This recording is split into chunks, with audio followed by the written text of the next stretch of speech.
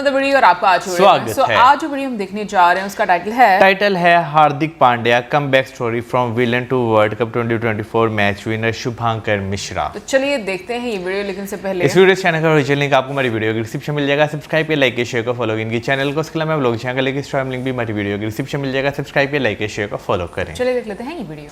क्या आपने कभी सोचा है कि जिस खिलाड़ी के पास आज करोड़ों की घड़ियां हैं, एक समय उसके पास 10 रुपए की मैगी खाने तक के पैसे नहीं थे। आज लोग उसे कुंफू पांड्या कहते हैं, कोई उसे स्टाइल आइकन मानता है, कोई उसे कंट्रोवर्सी का किंग कहता है। लेकिन इस चमक दमक लग्जरी कारों और कैमरों के चकाचौंध के पीछे एक ऐसी कहानी है जो सिर्फ सक्सेस की नहीं बल्कि भूख, बेइज्जती और जिद की कहानी है। एक ऐसी कहानी जो किसी फिल्मी स्क्रिप्ट को भी छोटा साबित कर दे। 29 जून 2024 की वो शाम याद कीजिए। बारबाडोस का मैदान, आखिरी ओवर की 6 गेंदें और हिंदुस्तान की सांसें थमी थी। जिस खिलाड़ी को कुछ महीने पहले अपने देश में गद्दार कहा जा रहा था, बू किया जा रहा था, वो खिलाड़ी भारत को वर्ल्ड चैंपियन बनाने के लिए लगा था।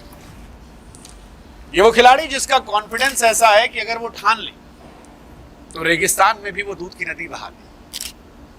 और फिर जैसे ही उसने इंडिया को मैच जिताया, वर्ल्ड कप जिताया, वो मैदान पर बैठकर फूट फूट कर रोने लगा। ये वो दृश्य था जिसने सालों की नफरत और अपमान का हिसाब एक झटके में बराबर किया। ये कहानी है उस पिता की भी जिसने अपने बेटों के सपनों के लिए जमी जमाई गृहस्थी दांव पर। ये कहानी है उन दो भाइयों की जो एक ही फटी हुई किट लेकर वडोदरा की तपती गलियों में भटकते, सिर्फ इस भरोसे से कि आज नहीं तो कल किस्मत पलटेगी। इस कहानी में चोट भी है जिसने करियर शुरू होने से पहले ही खत्म कर दिया था। अक्सर लोग कहते हैं कि बड़ा घमंडी खिलाड़ी बहुत शो ऑफ करता है, किसी को नहीं समझता। लेकिन आज उस कहानी में हम आपको वो सच भी दिखाएंगे जहां वो अंधेरा है, जहां ना कैमरे थे ना तालियां, सिर्फ डर था, भूख थी, हार ना मानने की जिद। इसलिए तैयार हो जाइए कहानी सुनने के लिए हार्दिक पांड्या। हार्दिक पांड्या।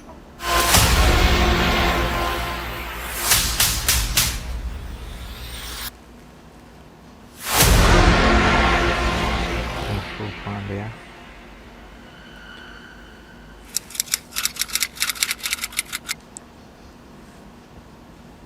हार्दिक पांड्या की कहानी की नींव किसी क्रिकेट स्टेडियम में नहीं बल्कि सूरत की एक वेस्ट सड़क पर रखी है।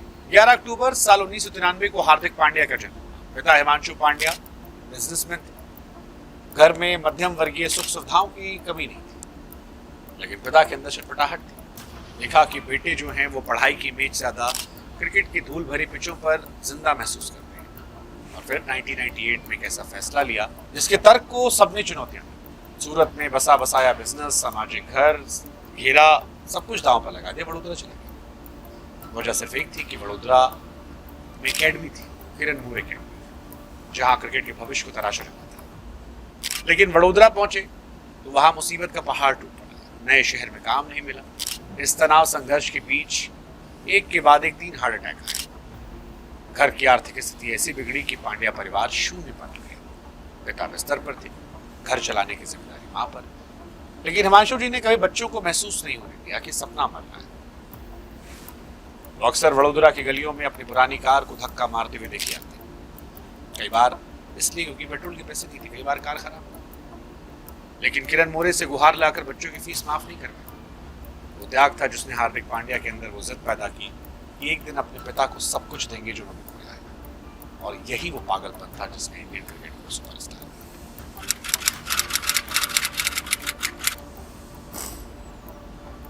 क्रिकेट को भारत में अक्सर अमीरों का खेल कहते हैं। यहाँ संतुलित प्रोटीन डाइट, महंगे जिम, हाई एंड किट की जरूरत होती है। लेकिन हार्दिक के पास एक समय सिर्फ एक चीज थी, भूख। वडोदरा की तपती दोपहर में जब बाकी बच्चे लंच ब्रेक में घर का पौष्टिक खाना खाते, हार्दिक कुणाल मैगी खाते। सालों तक उनकी डाइट का सिर्फ हिस्सा मैगी था। हार्दिक के पास अपनी किट नहीं थी, उधार मांगकर बैटिंग करनी थी, पर कॉन्फिडेंस था। कॉन्फिडेंस ऐसा कि मानो जैसे कोई रियासत का महाराजा। उनके पास एक पुरानी सेकंड हैंड कार थी जो लगभग कबाड़ा थी। उसी कार से वो अकेडमी जाते, हालांकि दूर खड़ी करते ताकि दुनिया को उनकी गरीबी का अंदाजा था। वहां से किट उठाकर पैदल जाते, लोगों को लगता कि भाई पांड्या भाई साहब ठाट से आए। ये वो सेल्फ रिस्पेक्ट का मुखौटा था जो उन्होंने दुनिया की बेरुखी से बचने के लिए अपनाया था।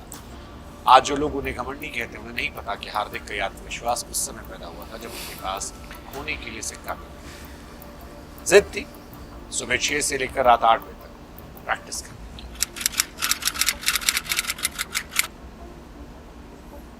एक बड़ा दिलचस्प किस्सा है। हार्दिक पांड्या दरअसल पैदाइशी तेज बॉलर नहीं थे, एकेडमी में वो लेग स्पिनर थे। एक दिन प्रैक्टिस के टाइम तेज बॉलर आया नहीं। कोच ने मजाक मजाक में कहा कि हार्दिक थोड़ा तेज डाल। हार्दिक ने थोड़ा रनअप लिया और गेंद फेंकी। रफ्तार और बाउंस ने कोच को इम्प्रेस कर दिया। उस दिन कोच ने कहा यार तुम स्पिनर नहीं, तुम फास्ट बॉलर बनने के लिए बैठा। और फिर आ गया 2015 का IPL। हार्दिक के लिए ये साल ईश्वर की तरह से तोहफा था। मुंबई इंडियंस के स्काउट ने इस दुबले पतले लड़के में एक्स फैक्टर देखा। 10 लाख में खरीद लिया। उस वक्त ये रकम पांड्या परिवार के लिए किसी कुबेर के खजाने से कम नहीं थी, क्योंकि उस वक्त उनके घर की माली हालत बहुत खराब थी। चेन्नई सुपर किंग के खिलाफ एक मैच में जब मुंबई हार के कगार पर थी, तब हार्दिक ने 8 बॉल में 21 रन की आतिशी पारी खेली, मैच बदल दिया। मैच के बाद वानखेड़े के ड्रेसिंग रूम में ग्रेट तेंदुलकर आए। हार्दिक कंधे पर हाथ रखा और कहा बेटा स्पार्क तुम्हारे अंदर है ना, जल्दी इंडिया के लिए खेलना। और देखिए 7 महीने बाद हार्दिक ऑस्ट्रेलिया के खिलाफ नीली जर्सी में इंडिया को ढूंढ सकता है। हार्दिक पांड्या के करियर का हालांकि एक बड़ा शौक ये भी आया कि कैप्टनसी कभी की नहीं थी और उन्हें मुंबई ने निकाल दिया था। इससे पहले वो स्कूल में कैप्टन नहीं थे, डोमेस्टिक में नहीं थे, क्लब में नहीं थे। मुंबई से निकाले जाने के बाद 2022 में गुजरात टाइटंस ने कैप्टन बना दिया। और सच है, सारे क्रिकेट एक्सपर्ट ने कहा था कि आशीष नेहरा और ये भाई साहब ये तो कमाल की टीम, बर्बाद है। लोगों ने कहा इतना एटीट्यूड क्या करें, लेकिन हार्दिक ने हारा आलोचना को शांत स्वभाव से गलत साबित कर बताया। कैप्टन के तौर पर is a very different person. Dhoni जैसा उन्होंने एटीट्यूड दिखाने की कोशिश की, उसे जिया, फ्रंट से लीड किया। और गुजरात टाइटन के पहले 2 साल ऐसे थे कि टीम हारना जानती ही नहीं थी। और जब से हार्दिक ने गुजरात छोड़ा है, तब से उन्हें जीतने बड़ी मुश्किल है। That was Hardik Pandya. उन्होंने बताया कि लीडर वो है जो मुश्किल समय में जिम्मेदारी उठाकर निभाता है।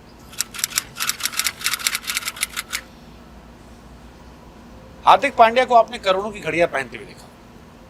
कईयों को लगता है शो ऑफ, पर कम जानते हैं कि इसके पीछे इमोशन है। आज हार्दिक पांड्या के पास 5-5 करोड़ की घड़ी है।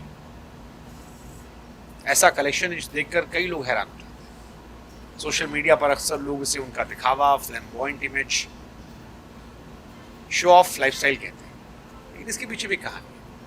हार्दिक के पिता हिमांशु पांड्या को घड़ियों का बहुत शौक था। गरीबी अपने दोनों बेटों के क्रिकेट करियर को ऊंचाई में पहुंचाने के चक्कर में अपनी हर इच्छा का गला घोटा था। कभी अपने लिए महंगी घड़ियां नहीं खरीद पाई, क्योंकि बेटों को किट और ट्रेनिंग पर खर्च करता था। और हार्दिक अक्सर भावुक होकर कहते हैं कि वो आज भी जो महंगी घड़ियां अपनी कलाई पर पहनते हैं, तो उनके पिता के उस संघर्ष और उस अधूरी हसरतों को सम्मान देने का उनका तरीका है। घड़ियों को पहनकर वो महसूस करते हैं पिता उनके साथ हैं, उनके सफल होने का जश्न मना। इसलिए सिर्फ ये लग्जरी शो ऑफ नहीं है, उस समय का जवाब है जब उनके पास पुरानी कार में 100 रुपए का पेट्रोल भरवाने के पैसे नहीं थे। आज ये महंगी घड़ी उनके पिता के प्रति उनका सम्मान है, प्यार है।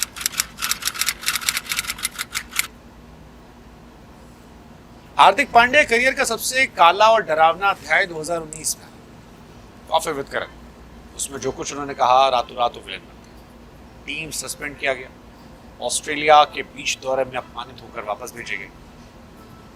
एडवर्टाइजमेंट वाली कंपनियों ने नाता तोड़ लिया। हार्दिक कहते हैं बहुत कठिन टाइम था, हफ्तों तक कमरे से बाहर नहीं निकले, अंधेरे में बैठकर रोते। उनके फादर को काफी कुछ सुनना पड़ा, लेकिन यही वो मोड़ था जहां से हार्दिक का दूसरा जन्म। ये तय किया कि शब्दों से ज्यादा खेल से जवाब दिया जाएगा। चुप रहे, गलतियों सीखा और फिर सारी एनर्जी नेट्स में जिससे इतने टफो बने कि बाहरी दुनिया की परवाह करना छोड़ दिया और सिर्फ खेल पर ध्यान दिया। ये विवाद था जिसने एक बिगड़े हुए लड़के की छवि वाले खिलाड़ी को एक गंभीर, अनुशासित और प्रोफेशनल एथलीट में कन्वर्ट कर दिया। और आज हार्दिक पांड्या का ये वर्जन हमें दिखता है।